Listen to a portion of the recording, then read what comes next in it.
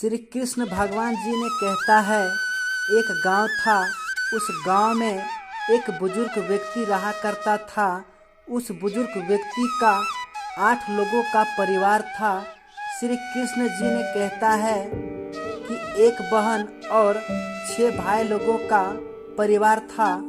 और धीरे धीरे समय बीतते चला गया और एक दिन उस बुजुर्ग व्यक्ति का अचानक से तबीयत बहुत खराब हो गया। दूर दूर तक डॉक्टर और हॉस्पिटल का सुविधा भी नहीं था, जिसके कारण से एक दिन उस बुजुर्ग व्यक्ति का मौत हो जाती है। श्री कृष्ण भगवान ने कहता है कि किसी तरह से उनका बच्चा बड़ा हुआ और सारे बच्चे अपने अपने कामों में व्यस्त हो गया। श्री कृष्ण जी ने कहता है कि एक दिन 6 भाई ने किसी काम के सिलसिले में शहर गए हुए थे और उसकी बहन घर पर ही थी। बहन ने सोची कि भाई लोगों को घर आने में बहुत देर हो जाएगी, तब तक मैं खाना बनाकर रख देती हूँ। तो बहन ने चावल बनाकर रख दी, लेकिन सब्जी के लिए घर में कुछ भी नहीं था। तो बहन ने सोची और खेत में चली गई। और जाने के बाद बहन ने खेतों में बहुत सारा साग को लेकर के आई और साग को वह धीरे धीरे चाकू की मदद से काटने लगी। साग को काटने के दरमियान अचानक से उसकी बहन के हाथों में लग जाती है और बहन के हाथों से बहुत सारा खून निकल आते हैं और बहन घबरा जाती है।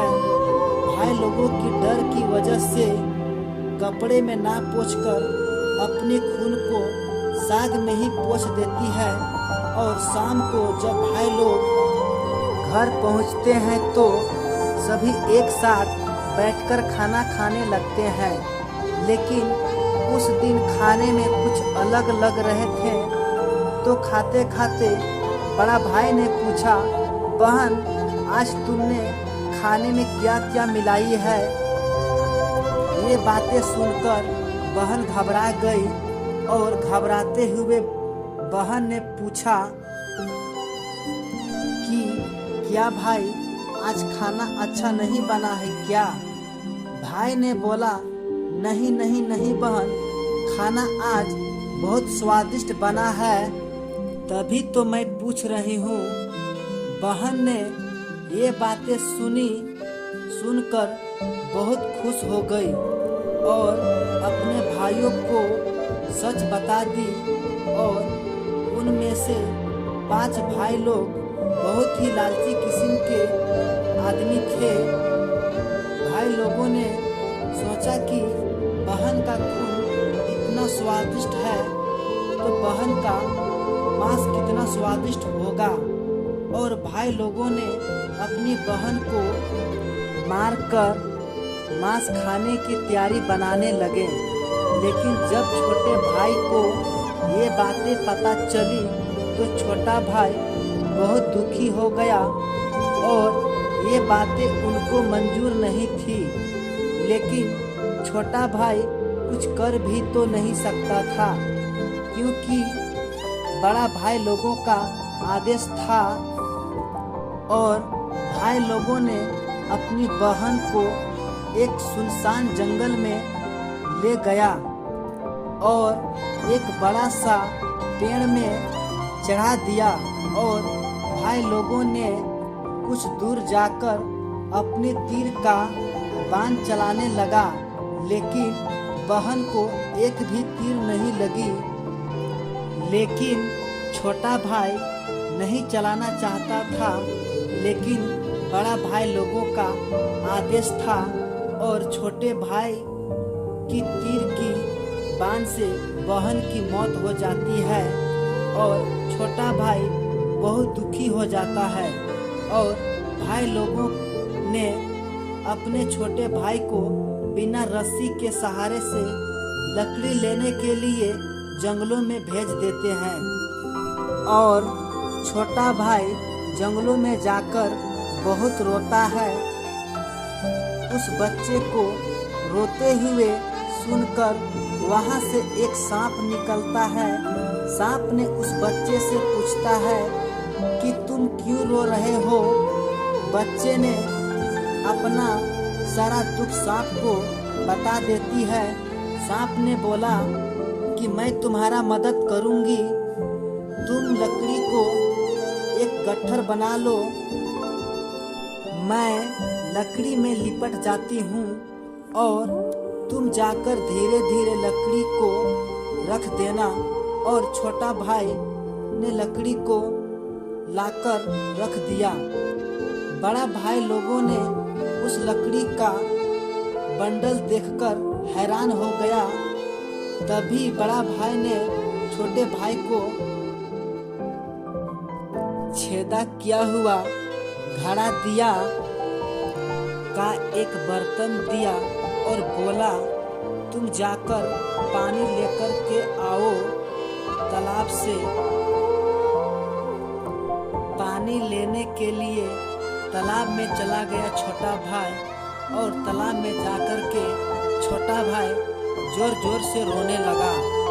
रोने की आवाज़ सुनकर तालाब से बहुत सारे मेढक निकल कर बाहर आए और मेढक ने पूछा कि तुम क्यों रो रहे हो।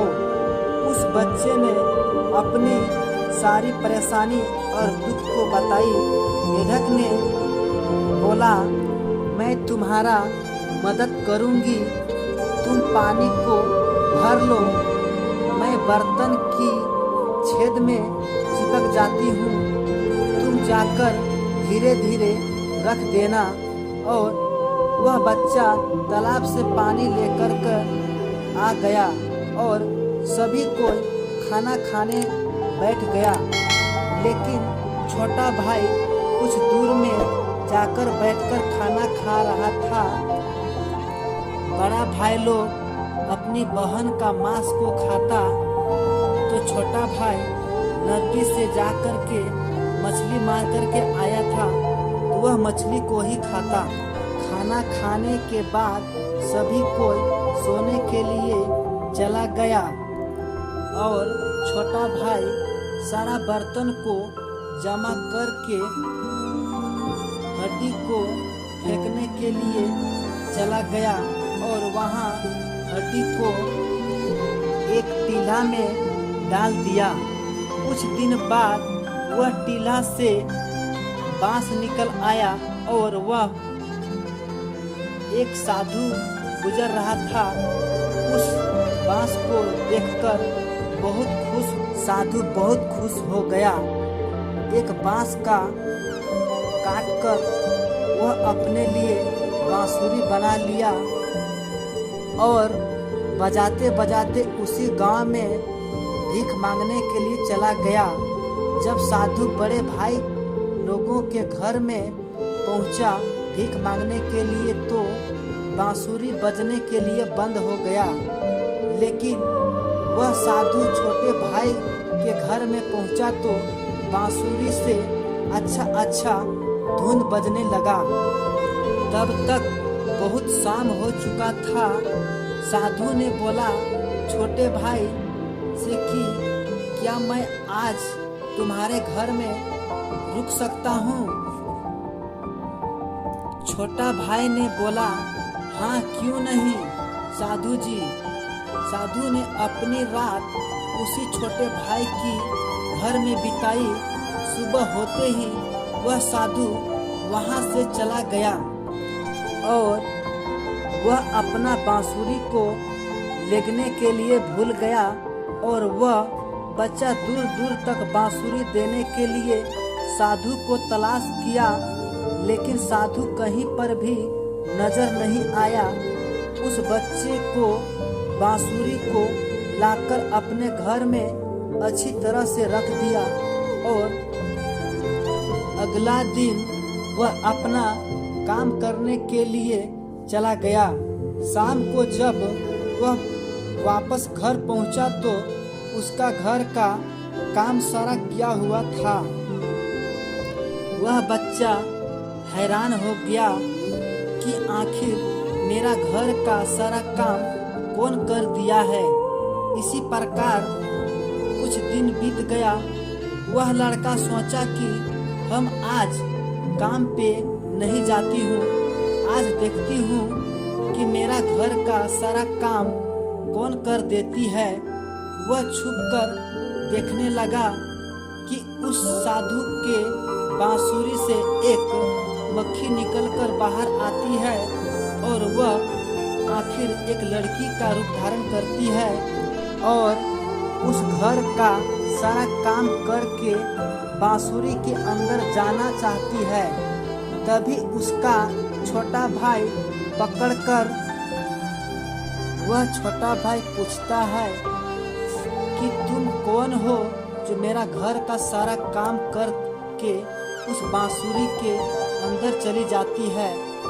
तभी वह लड़की ने बोला कि भाई तुम मुझे नहीं पहचाना, मैं वही हूँ, तुम्हारा छोटी बहन।